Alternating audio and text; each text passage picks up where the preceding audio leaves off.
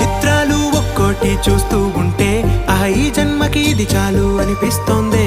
నువ్వు నా కంట పడకుండా నా వెంట పడకుండా ఇన్నాళ్ళెక్కడ ఉన్నావే.